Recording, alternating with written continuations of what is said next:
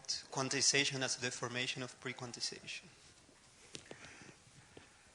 I'd like to thank the organizers for bringing me to South America for the first time in my life, even though I'm Spanish by birth, and I've never been here.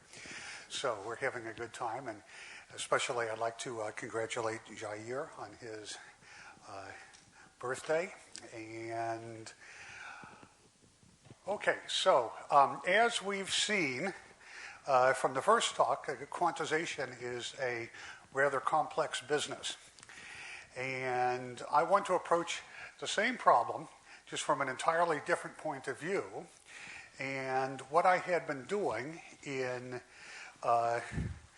for many years prior to this was looking at obstructions to quantization. And so my whole outlook was one of seeing what Poisson algebras could one quantize in a quote-unquote reasonable way. And it turns out there aren't too many of them. In fact, I only know of two Poisson algebras that one can quantize this way. So if you look at the set of all, say, smooth functions on a symplectic manifold or polynomial functions, that you can actually quantize this whole entire Poisson algebra consistently. Okay, but in general, you can't. And if you try and quantize on a sphere, for instance, it turns out that the only things that you can consistently quantize are the components of the spin vector. Okay, nothing more complicated, just S1, S2, and S3. So you have this range of possibilities where you can quantize everything, you can quantize basically nothing, and then there are theorems that say, well, you can do this, you can do that, but it's not clear what kind of sense you can make out of all of this. So instead of looking at obstructions to quantization now, I thought I would go back and see what one could do in terms of developing a better quantization procedure. So this is, of course, the kind of the holy grail, and I expect it's foolish to expect to be able to do really much with this. But in conjunction with Christian Duval, we managed to come up with an idea which does something interesting. And so I'd like to present that and see what you would think of it. Okay, so I want to mention thanks to many people who have discussed these topics with me here. And what I'm speaking about appeared in Reports on Mathematical Physics last year. Okay, so here's, in a nutshell, what I want to do is I'm going to take a classical phase space, so that's my symplectic manifold X, and I am going to look at a pre-quantization of this, which for my purposes is going to be a pre-quantum circle bundle over this phase space. So that I call Y. All right, now the key thing is I'm going to introduce a gizmo called a Suryo bracket on this pre-quantum circle bundle. And I'm going to then deform that bracket into a genuine quantization of the original phase space. And this actually works, at least in one example. Okay, but as we'll see, computations are difficult, but this is the idea. And what I've got going on here is sort of a combination of geometric quantization and deformation quantization all at once. So I sort of want to cherry pick the best things about this and these two techniques and see what we can get. Okay, now the motivation for this, well, one motivation in particular for doing things on the pre-quantum bundle is there was a paper by Constant in the Allenfest proceedings in 2005 where he showed that ordinary mechanics on the symplectization of the pre-quantum bundle is just pre-quantized mechanics on X. So it's so if you pre-quantize and then you symplectize that to get a bigger phase space, and you just do ordinary Hamiltonian mechanics on that big phase space, you're doing pre-quantized mechanics on the original phase space. So somehow, by pre-quantizing here, going to this pre-quantum circle bundle, you're kind of getting something more than you started with, somehow. Okay, so this was the idea, and we read this, Christian and I read this and said, this is really interesting. Let's see if we can't ratchet this thing up a level, and by doing something to the pre-quantization, that we can't get a genuine quantization out of it. So that was the idea. It turns out that this is merely a suggestion. It was a red herring, in fact. It turned out to be a red herring, but this is what got us going on this idea. Okay, so once we thought about it, we sat there and looked at geometric quantization and deformation quantization and decided that, well, let me mention what these do for me first. Okay, so geometric quantization, the ingredients, is just always as in ordinary geometric quantization. Okay, we're going to have a pre-quantization of the phase space. So here's phase space X with the symplectic form omega. So what I get is I get a pre-quantum circle bundle over that. And here is the corresponding connection, one form alpha. And then we have the usual pre-quantization relation right there that we want the symplectic form to be Planck's constant times the curvature of this bundle. And one thing I should mention is that I will always suppress pullbacks. Okay. So in this right here I've got omega pulled back to y. I guess I won't mention that anymore. Okay. Now when you pre-quantize, you get pre-quantum wave functions, and these are simply U1 equivariant complex valued maps on your pre-quantum bundle. Okay, we also need, as is known in geometric quantization, we need a polarization of the phase space. Okay, and in fact, the genuine wave functions are polarized pre-quantum wave functions. Okay, so all this is known, nothing new here. Okay, now, what deformation quantization is going to do for us is that it is going to produce a quantum product on my pre-quantum bundle. And it's this quantum product which is going to enable us to define the quantum operators corresponding to classical observables.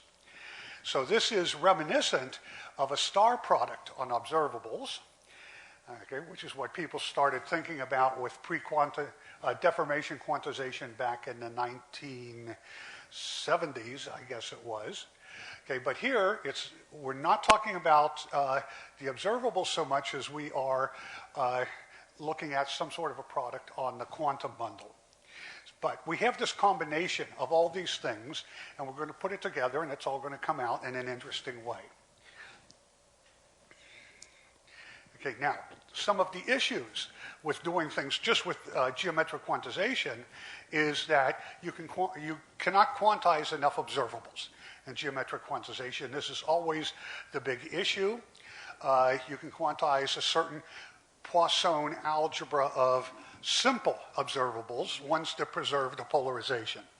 Okay, but once you get into the situation where the polarization is no longer preserved, good luck. Okay, an example of that is the geodesic flow on the sphere. You cannot quantize the geodesic flow on the sphere using geometric quantization. And this is one of the problems I first worked on when I came out of graduate school, and I spent a whole lot of time with Jędrzej Sniatyczki fooling with this thing, and we just beat ourselves with this. And then it turns out that eventually we were defeated by an obstruction due to Blattner. And just can't do it. You simply cannot do it. Okay, and this is, well, a terrible example because this is something that you want to have. In physics terms, it basically is the quantization of angular momentum. Now, every physicist will tell you they know perfectly well how to quantize angular momentum. Okay, but let's do it rigorously. You can't.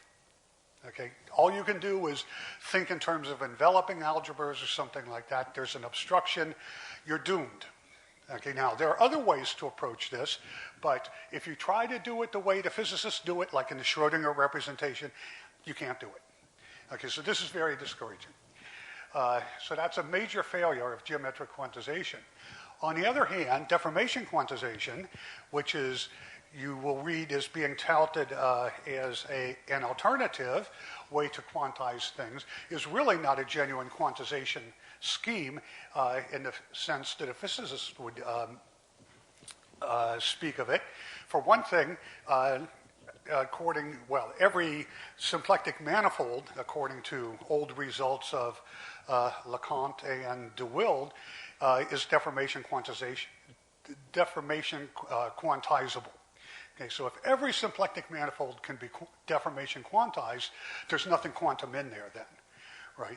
Because certainly there are non-quantum symplectic manifolds, like the symplectic manifold for spin square root of 7. Okay, so something has to be done with deformation. Whoa, wrong button. Okay.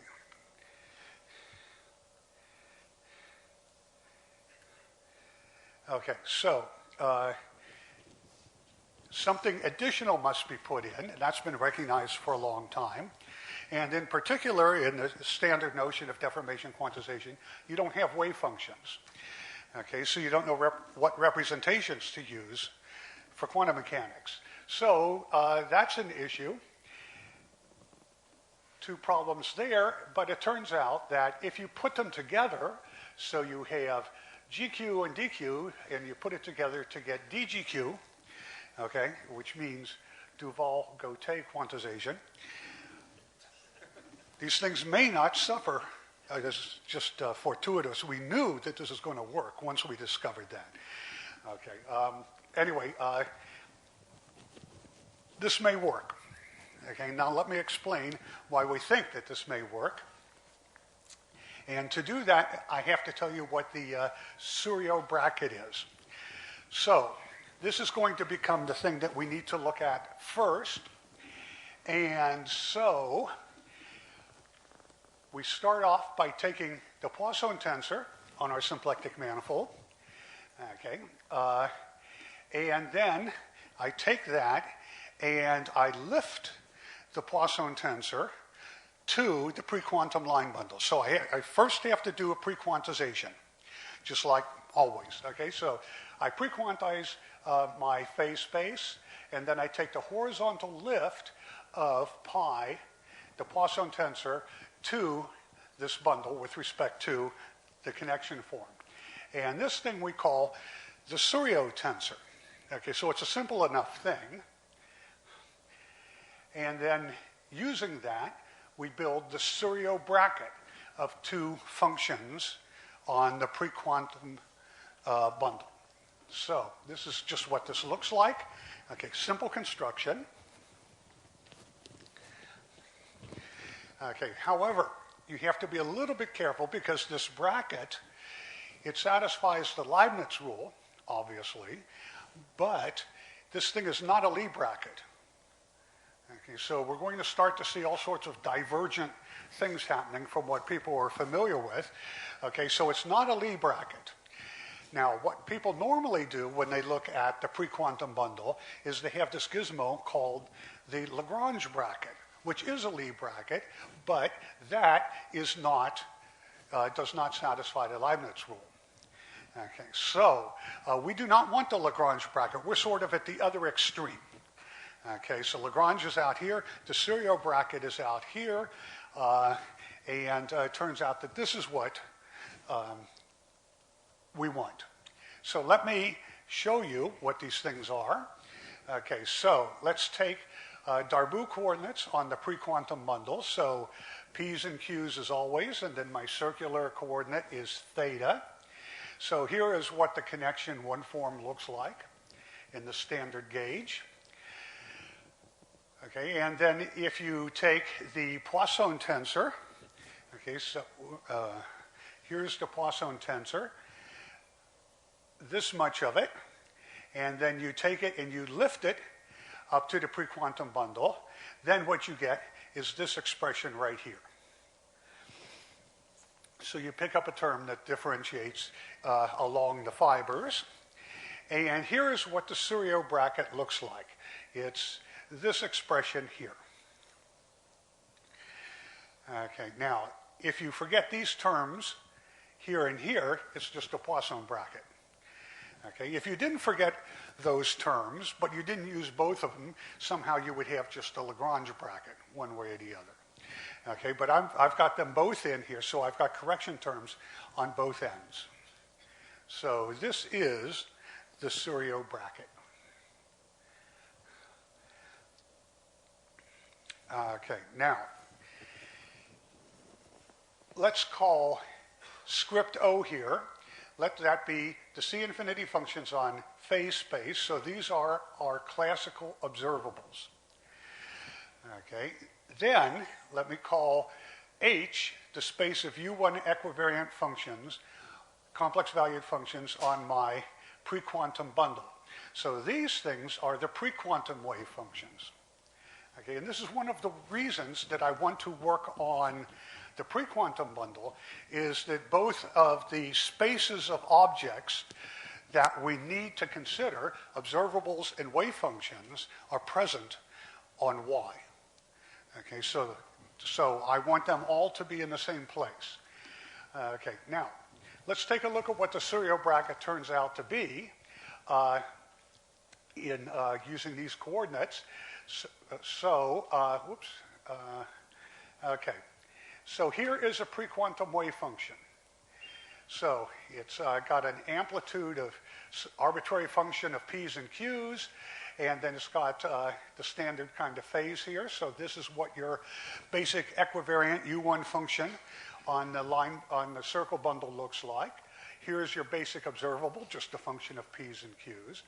And now, if you look at what all this means, so if you have a pre-quantum wave function and an observable, and then just look at the Serio bracket, you see that that thing is itself U1 equivariant.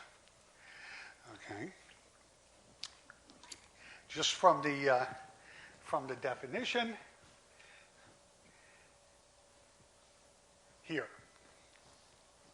Okay, so if one is invariant and the other is equivariant, then this whole entire thing will be equivariant. So what that means then is that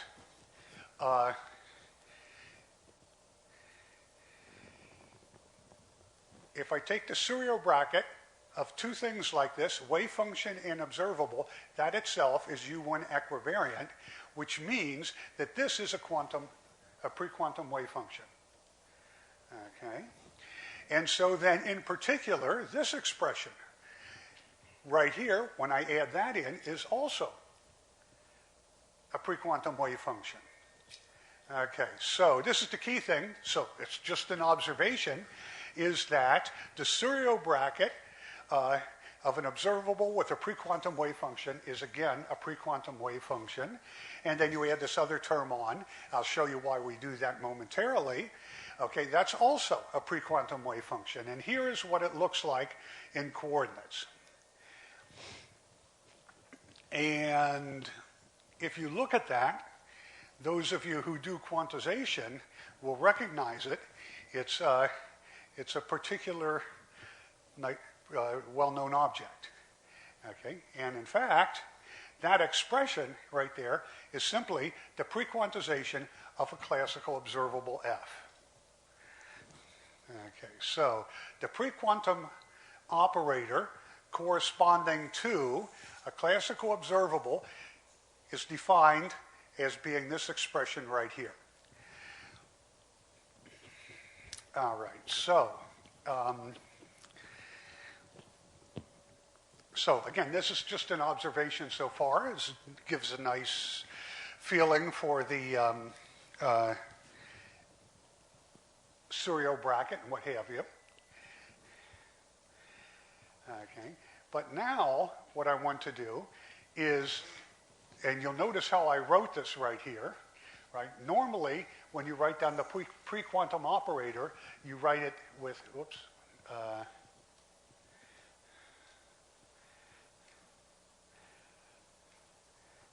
you write it with this term first and then that term last.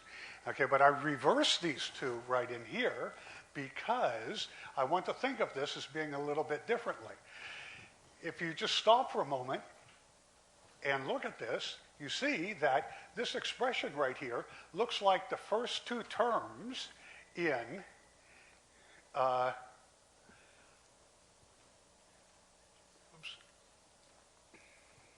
the first two terms in a star product of some sort, okay, very roughly speaking.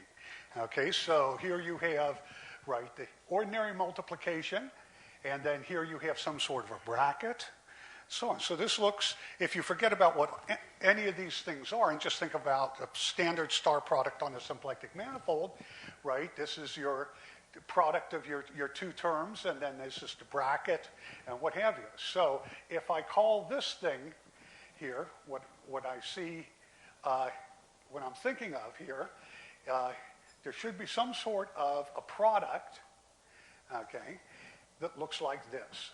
So I have a new product emerging, and it consists of the prequantization out here to order H bar, and then the question is, what appears out here? So this is what got us writing things down in this way. It just led us to think, maybe there's a deformation going on in here, right, that will give us an actual quantization. Okay, so we've got pre-quantization right here, right, there's that much. Okay, and what it looks like I'm doing is I'm deforming this bracket. So I'm doing a deformation of multiplication, at least of wave functions and observables, the f's and the psi's. I'm doing a deformation here of the Serio, of pre-quantization, I should say, in the direction of the Serio bracket. So the question is then, suppose we do such a thing, what do we get? And in particular, what's the rest of all of this? So this is pretty much where we started, getting serious about this.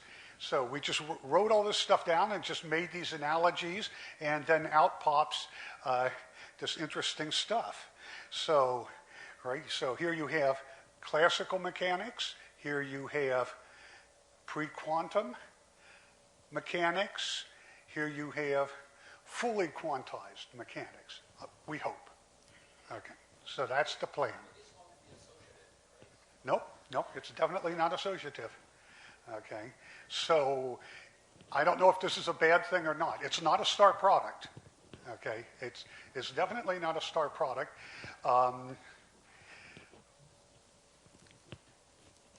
I don't know. I mean, it's the It's a deformation not of an algebra, internal product, but of a module structure. well,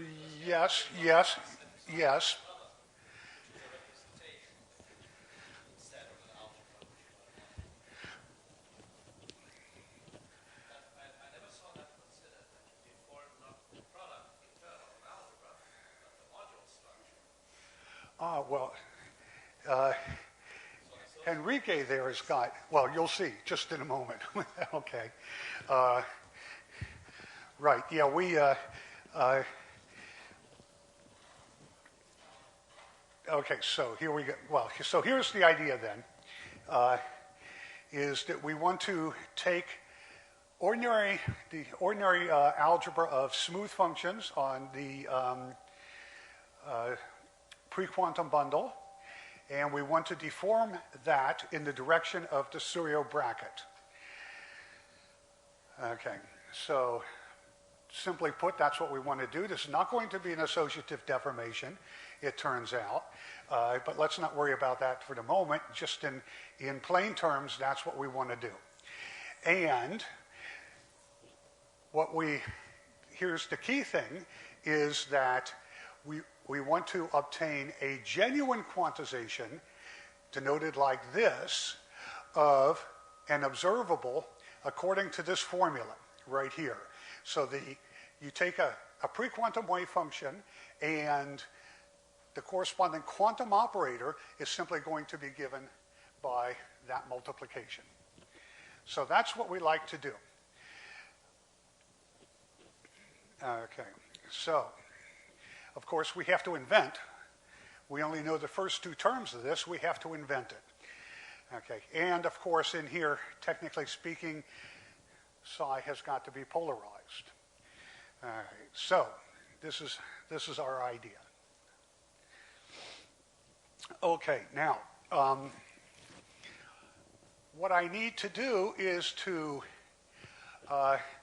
assume, in addition to prequantization and a polarization, I have to assume that we have already a star product on the phase space. Okay, so all the assumptions to come from both dq and gq. Okay, so I assume then that I have this star product, and now what I want to do is construct a deformation quantization of my quantum wave functions with respect to this star product in the sense of all these guys right here. Okay, so these are the go-to guys in terms of all the tough mathematics. All right, so what do I mean by this? What we want is a one-parameter family of equivariant mappings that take observables, cross wave functions into wave functions again, and we want these things to satisfy this module property. So that if I take two observables, star product of two observables, and then hit it with a wave function, that turns out to be this. Okay, so that's our plan. And it turns out that given a star product on a symplectic manifold, that BB and WW here show that this other product exists and is unique in an appropriate sense. Okay, so this other product now, as you mentioned, this is not this thing here is not a star product, but it's really sitting on involves the module structure in here. Okay, so that's what we've got, and it turns out that this exists and is unique. So this is great. Okay, from a theoretical point of view. All right. Now, I have to get the polarization in here somehow. So I say a pre-quantum wave function is polarized with respect to a polarization J, provided that wave function vanishes, or is, well, provided this is true, where here I look at the horizontal lift of the polarization. Okay, so we're looking at polarized wave functions then, and so I look at H sub j. And instead of always saying J polarized pre-quantum wave functions, I'll simply say wave functions henceforth. Okay, now here's the key thing. I need this product here to be compatible with J. which means that whenever psi is polarized, then so is this product of an observable with psi. Okay, so my idea here is not to do to do this on all possible functions on the pre-quantum bundle. I'm just restricting to the ones that I need to deal with, which are observables and polarized wave functions. Okay, so in any case, if I have compatibility, what that really means is that H sub j is a left O comma star module, and in that case, we call dot, I guess, a quantum product. So that's our definition of a quantum product. All right, so with that quantum product, or with that definition, I should say, then it turns out that I have this property. Okay, so if you quantize the star product of two observables, then you get the composition of the quantization. Okay, and this, of course, is the thing that really goes wrong in geometric quantization, in that if I replace the star, what this means in particular, once I have this, it means that the star bracket goes to commutator rule, always holds. Okay, so in ordinary geometric quantization, the Poisson bracket goes to commutator rule is the one that typically goes bad on sufficiently large algebras of observables. Okay, so it's Dirac's correspondence. The Poisson bracket goes to commutator. That's what fails typically. Here, in this context, it always works. Okay, provided things are the way I've set them up. Okay. All right, so far this suggests that this may be a good way of going about doing things. Of course, I have to justify all this to make contact with what happens with physics. Okay, so. Okay, now here start with the terrible problems, and those are, does such a dot product exist? Given all my quantization data, do quantum products exist given star products and polarizations? Who knows, right? Can't say anything in general about that, at least at this point. Okay, but I can say something in the case of flat bipolarized manifolds. All right, so the first thing to do here is to find an example, work an example, the simplest possible example, okay, which turns out to be terribly complicated. But this is what we're going to do. So now, why do I look at flat bipolarized manifolds? Well, it's because these have the structure that I need to prove things like compatibility of the quantum product with the polarization and so forth. And it may be that you can generalize well off of, out of this particular category, but I don't know yet. All right, so anyway, we are going to now look at bipolarized symplectic manifolds. So what we have are two transverse polarizations. Okay, so the standard example, of course, is R2N, where you have the vertical and horizontal polarizations. So this is what one should keep in mind. The first polarization is used to polarize your wave functions, okay, just in the usual way.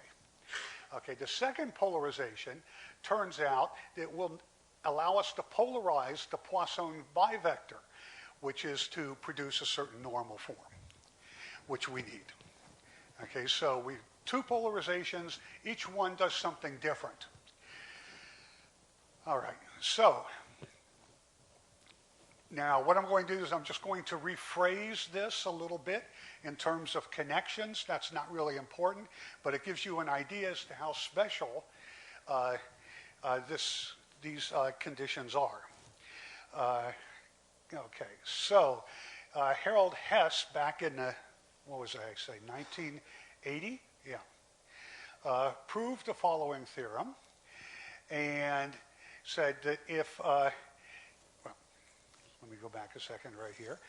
Okay, so what Hess did was he constructed a symmetric symplectic connection on a bipolarized manifold, okay, and it produced the following result.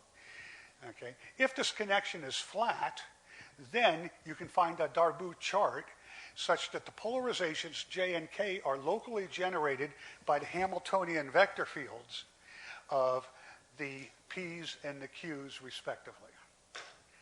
Okay, so basically the idea is that you're controlling here how the two polarizations are interacting. Okay, either polarization by themselves, there's no problem, but you want to make sure that they interact in a nice way.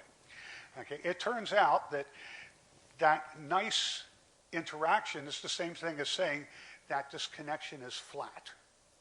Okay, so here we have already a very special circumstance.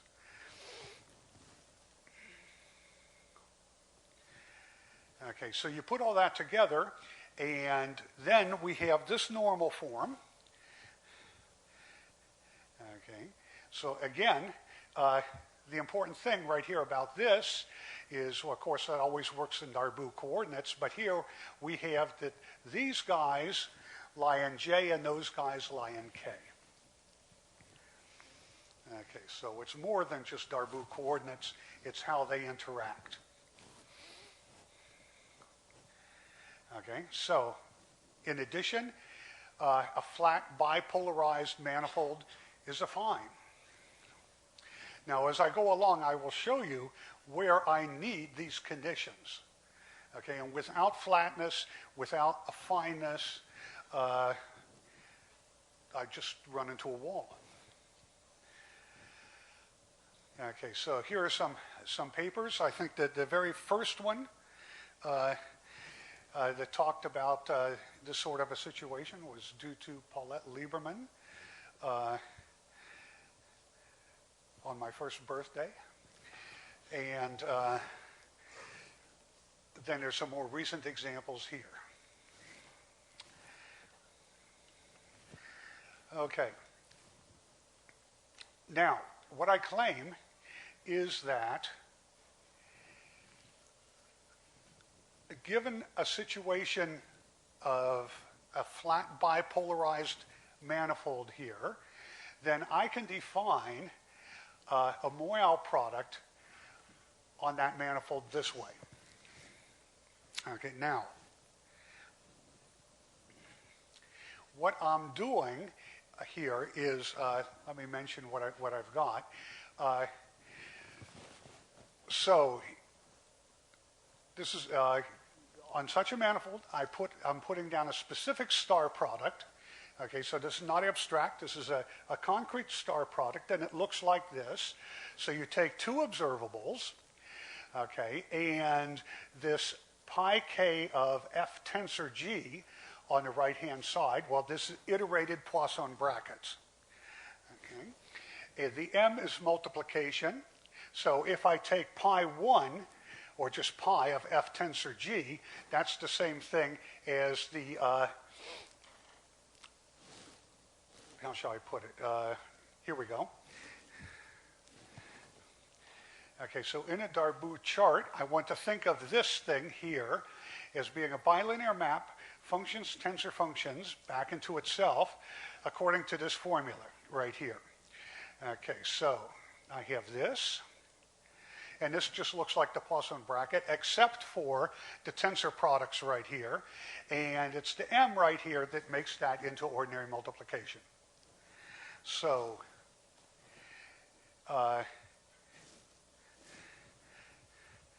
so that's this. Okay, so this is just a fancy way of writing some stuff down, but it makes the expansion in powers of h bar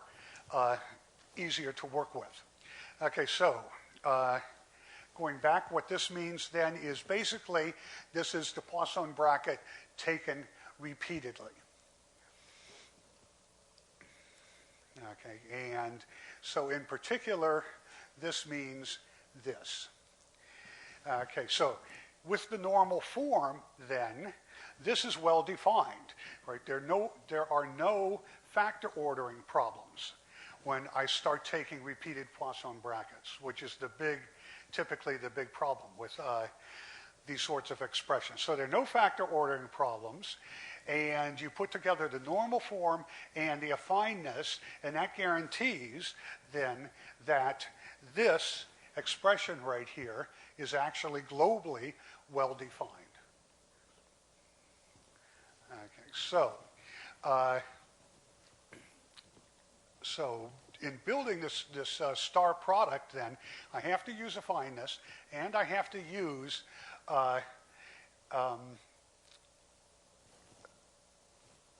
let's see. I don't need flatness right yet. Well, I need the normal form. So I need the normal form. So both flatness and affineness come into play here. So already I'm knee deep in assumptions. But let's proceed. Okay. Then here comes my quantum product. Okay. I just take the formula for the Moyal product here, which is, again, that's just the standard Moyal product that goes way back to Moyal, right? I just do the horizontal lift of this up to the pre-quantum bundle, okay, which in this case for R2n is just trivial. Okay, so the only thing that changes is dot and then the sharp up there. Okay, so this is my, or one hopes that this will be my quantum product. Okay. However, despite appearances, you know that the star product is associative, okay, and that the driver is a Lie bracket. Neither of those is true here. Okay, so this is technically not a star product, as the driver is not a Lie bracket. Okay, and it does not give an associative deformation, but it gives something. Whatever it is, it gives something. It also, despite appearances, it is not an expansion in powers of h bar. And the reason why is that the horizontal lift right here depends upon h bar in a non-trivial way. Okay, so it is a ersatz expansion in terms of h bar. Okay, but not really. No negative powers. I've never tried that.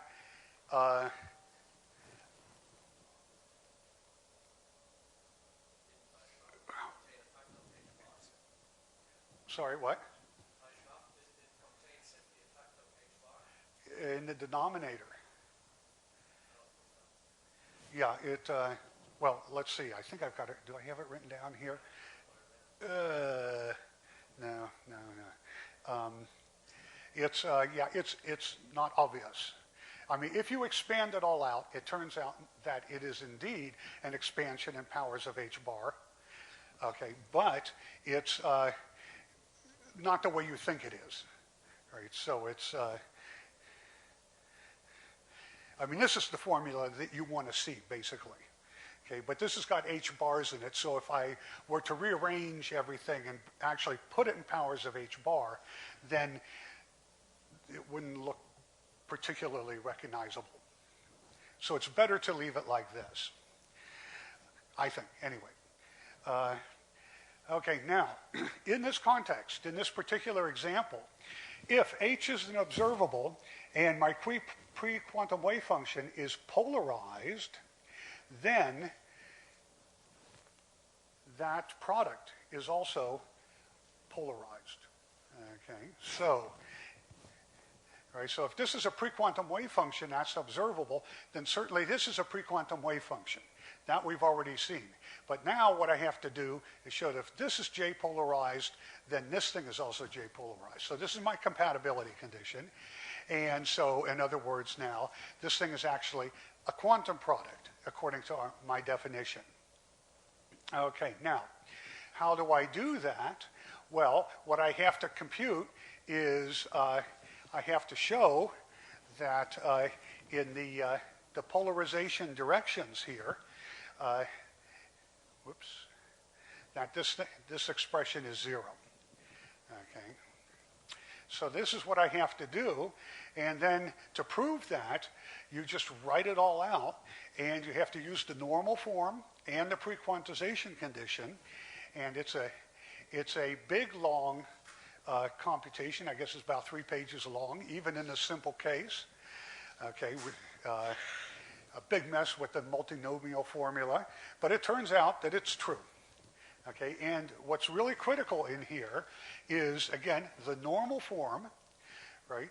Both aspects of it, the affineness and the fact that this connection is flat, right? You need that connection as flat just to make one equal sign in the middle of this proof. Okay, without it, it doesn't work. So anyway, in this case, what we've seen is now the Poisson bracket turns into the, if you will, the Moyal quantum product. Okay, so I have a pair of polarizations, transverse polarizations, vertical, horizontal. Right? I've got my trivial pre-quantum line bundle. Right? I take the Poisson bracket and I do all this magic, and out pops a Moyal quantum product. And I should mention, although I'm focusing on Poisson tensors and that kind of thing, one can use normal tensors, anti-normal tensors, what have you, as drivers here. Okay, it's doesn't really matter. Okay, so again, let's make it even simpler. Let's go back to R2. Okay, just so I don't have to put indices on things, I guess. Vertical polarization, horizontal polarization, like this. Here's what my wave functions look like. Right, so the vertical polarization is the one I use to polarize the wave functions.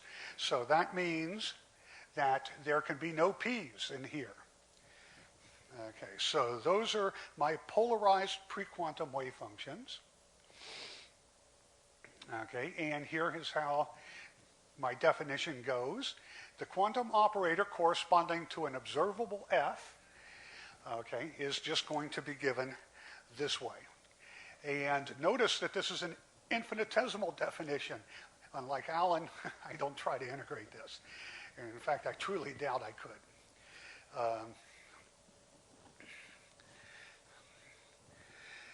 Okay, so first off, let's do normal ordering quantization. Okay, so I'm going to take the normal tensor as my driver, just because it's a little easier to use than the Moyal product. Okay, so here's what this thing looks like. So here's my normal tensor. Here's its horizontal lift acting on observable and wave function, and it's just this. Okay, and it's just what I had before, except now, because I'm just using the normal tensor, I have a tensor product there instead of a wedge product. Okay. So that's what that looks like. And so now, if I write down the normal quantum product, I get this expression right here. So it simplifies quite a bit. And you can actually compute with this thing. And Kristen and I, in playing around with this, it was very useful to write a lot of Mathematica code to see what was happening for non-trivial observables, because we kept making mistakes. And so we'd do a computation, we'd hit it with the computer, and then we'd correct the computation over and over again. This went on for years. So anyway, we'd work on it for 2 weeks every year, Right? I'd go to Marseille, he'd come to Vancouver, we drink a lot of wine, then we get sick of it, and then we come back and do it the next year. So anyway, you get this explicit formula, and if you plug in a polynomial here, then you get, well, just exactly what you would expect. This is the formula for normal ordering quantization. Okay, so you write the Q's in front of the P's, nothing happens to the Q's, and then the P's turn into H bar over I's times d by dQ's. And this is just what gives me this. Okay, so, all right, so you just take this formula right here, right? Take the expression for the quantum wave function, turn that, say, into a polynomial, right? And just plug, and away you go. It's works out like a charm. Okay, and the quantum representation space is just as always. Okay, so that doesn't really involve the quantum product. Okay, now let's do Weyl quantization, which is the one I'm really interested in. And so this is the one using the Moyal.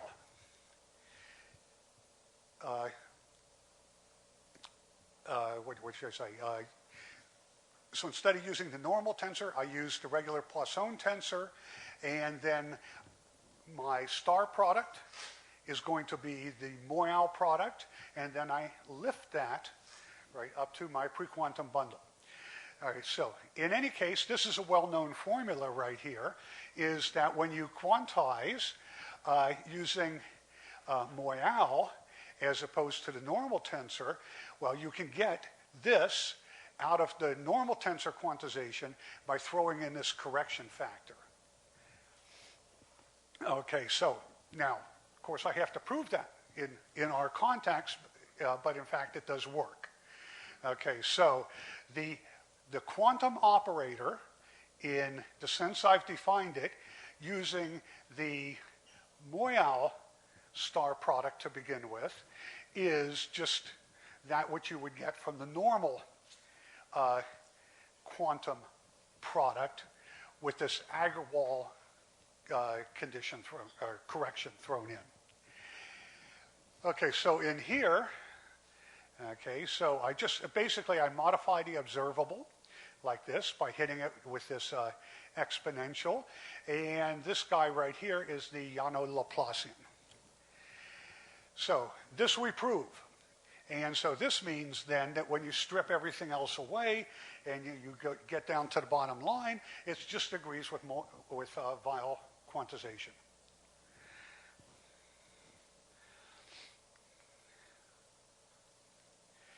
Which we thought was pretty neat.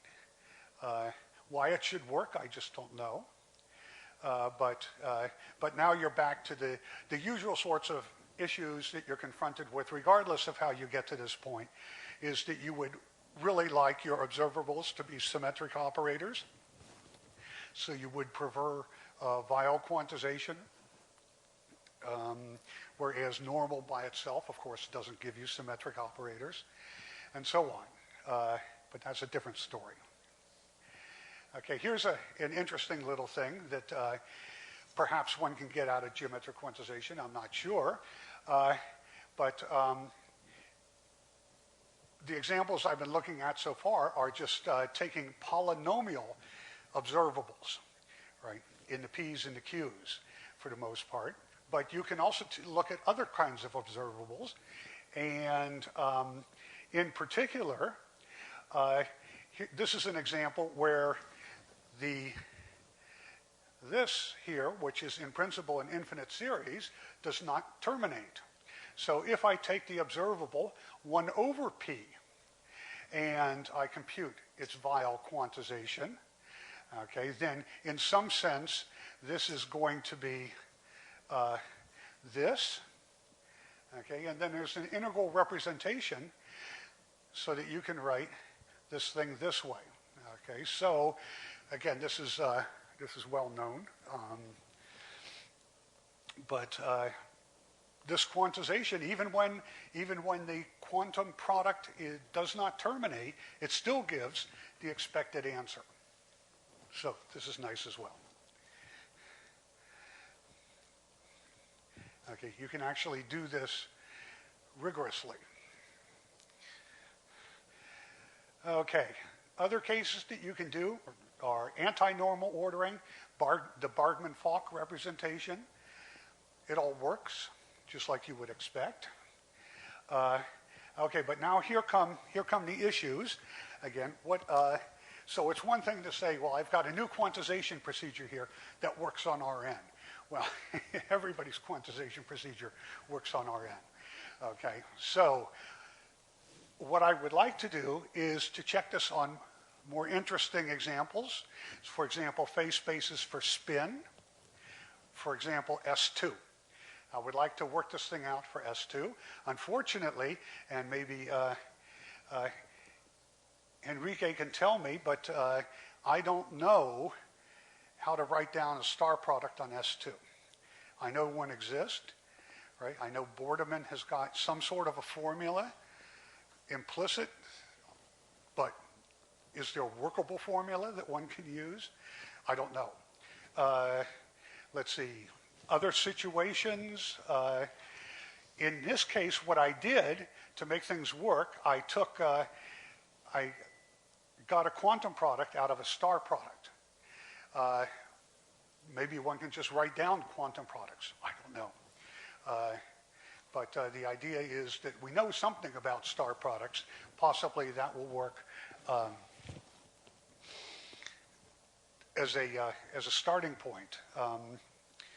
The computations that I had to do in order to make the standard example work were complicated. I mean, there's just page after page of computation in this simple case. Maybe there's another way to see that where you don't have to go through all that. I don't know. But anyhow, just the fact that this particular example worked and it gave sensible results and results that you expect was very encouraging. And I'd surely like to see what one can do in the case of, for example, spin. One nice thing here is that using this technique, I don't have to, once I've got the whole technique set out, right, with all my initial data, as it were, I don't have to do anything ad hoc in here, and at least not any more so than one would do for geometric quantization. Okay, so I just plug everything in, and answers pop out. In particular, on R2n, I can quantize every polynomial observable. Okay, and I don't have to do anything funny in order to, no symmetrizations or anything like that. I can just take them, I pop them into the machine, and out it comes, which is also a nice thing. Okay, so that's where it sits for the time being, and I would surely love to be able to do spin, but I'm scared. It really looks complex. But anyhow, perhaps this summer. Yeah, well, thank you very much.